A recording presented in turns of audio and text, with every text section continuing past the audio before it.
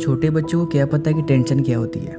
वो तो कभी ना लेके फ्यूचर को लेके टेंशन में रहते हैं, ना ही जो पास्ट बीत चुका है उसको लेके वो परेशान रहते हैं। वो तो ज़िंदगी जो अभी चल रही है बस उसी में अपनी गुमनाम से ज़िंदगी को खुशनुमा होकर गुजार देते हैं। यही वजह है कि वो हमेशा खुश रहते हैं, उनके सर पे किसी चीज़ को लोड नहीं होता। लेकिन जैसे जैसे इंसान बड़ा होता है उसकी जिम्मेदारियाँ उसके ऊपर बोझ सा होता है और वो काफ़ी स्ट्रेसफुल हो जाता है, जिसकी कल्पना शायद आप लोग भी कर सकते हैं कि आजकल क्या बीतता है जब आदमी बड़ा हो जाता है। तो एक छोटी सी लड़की थी रिया, जो स्कूल में पढ़ती थी और वो अपनी मम्मी के साथ एक घर में रहती थी। और वो ना कभी बाहर जाती ना कभी घूमती फिरती, वो सिर्फ घर में रह के उसे ड्राइंग बनाना और ई बुक्स पढ़ना और काफ़ी कार्टून वाली चीज़ें देखना काफ़ी पसंद आता था। वो अभी 8वीं की छात्रा थी, उसे क्या पता कि दुनिया क्या है, इसमें कैसे कैसे लोग रहते हैं। लेकिन उसके घर में उसकी मम्मी और उसके अलावा कोई नहीं था।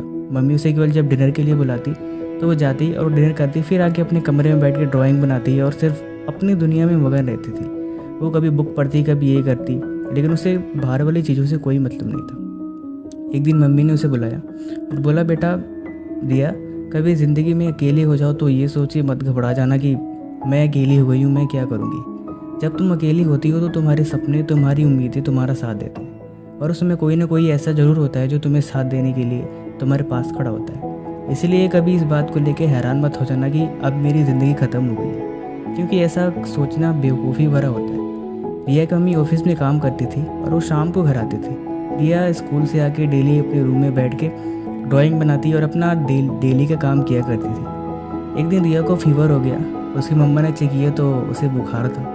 वो उसे हॉस्पिटल ले गई और डॉक्टर को दिखाया। डॉक्टर ने उसे देख के मेडिसिन दी, उसे ट्रीट किया, वो ठीक हो गई। तो रास्ते में आते वक्त रिया ने पूछा, मम्मी ये कौन थे सफ़ेद वाइट कोट पहन के, गले में क्या था? रिया की मम्मी ने बताया, बेटा वो डॉक्टर है, उनके पास ऐसी शक्ति होती है जो जैसे मैजिक नहीं कर देते, वो मैजिक करके लोगों को ठीक कर देते हैं, उनकी सारी बीमारियां दूर हो जाती है। रिया छोटी सी बच्ची बड़ी खुश हुई, बोली मम्मा फिर तो मैं भी बड़ा होकर डॉक्टर बनूंगी, लोगों के ऊपर मैजिक करके उन्हें ठीक कर दिया करूँगी। रिया की मम्मी काफ़ी अच्छी थी, उन्होंने समझाया, बेटा ये काफ़ी अच्छी बात है डॉक्टर बनना, लेकिन ये थोड़ा कॉम्प्लिकेटेड है। रिया पढ़ने में ठीक थी, इसीलिए उसे इस बात से कोई फ़र्क नहीं पड़ता। वो बोली, मम्मा मुझे भी डॉक्टर बनना है, कितना अच्छा हुआ जब मैं भी किसी की, जब कोई बीमार होगा वो ठीक मैं उसे कर दूंगी तो खुश होकर चला जाएगा, मेरे हाथ में भी मैजिक होगा। रिया की मम्मी बहुत खुश हुई कि चलो अच्छी बात है ये तो।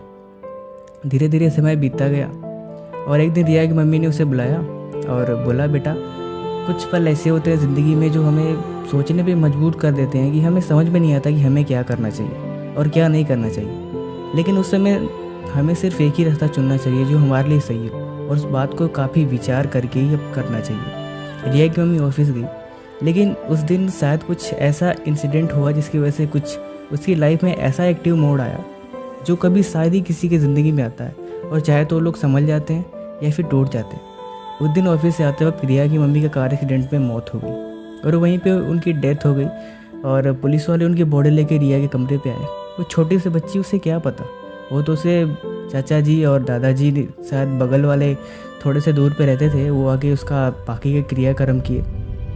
रिया अब घर में अकेली अपने सपनों को लेके रो रही थी। उसे समझ में नहीं आ रहा था कि अब क्या किया जाए। उसके ज़िंदगी में सपने तो बहुत सारे हैं, उसकी मम्मी ने दिखाया, उसकी मम्मी ने समझाया, लेकिन उसे अब समझ में नहीं आ रहा था कि उसके लिए अब क्या करना चाहिए। जो लड़की कभी शहर में गई तक नहीं है अकेले, जो कभी घूमी तक नहीं, उसे इतने भी नहीं पता कि कितने टाइप्स के लोग होते हैं, कैसे कैसे दुनिया में व्यवहार किए जाते हैं, वो इस बात से बिल्कुल अनजान थी। उसे समझ में नहीं आ रहा था कि अब क्या किया जा सकता है। इसी बीच वो निराशा से दुख के साथ घिर के बैठ के रो रही थी, अपनी ज़िंदगी के कमियों को ढूंढ रही थी कि अब मैं क्या कर सकती हूँ और क्या नहीं कर सकती हूँ।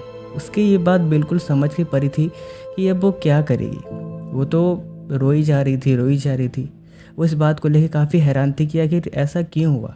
मेरी मम्मा मुझसे चली गई, अब मेरे साथ रहने वाला कोई नहीं है, अब बस है तो एक दादी अम्मा, लेकिन दादी अम्मा भी काफ़ी बूढ़ी थी। रिया काफ़ी परेशान थी इस बात को लेकर कि अब क्या किया जा सकता है। बाकी दोस्तों आगे की स्टोरी मैं आप लोगों के साथ अगले पार्ट में अपलोड करूँगा, तो इससे पहले मेरी आपसे एक रिक्वेस्ट है कि इस वीडियो को लाइक करें और अपने दोस्तों के साथ शेयर करें। अगर आप लोगों की डिमांड होगी तो मैं इसका दूसरा पार्ट ज़रूर अपलोड करूँगा कि आगे क्या होता है। अगर आपको अच्छी लगी तो हमें कमेंट करके ज़रूर बताएं। थैंक यू सो मच, और प्लीज़ शेयर ज़रूर करें। Thank you.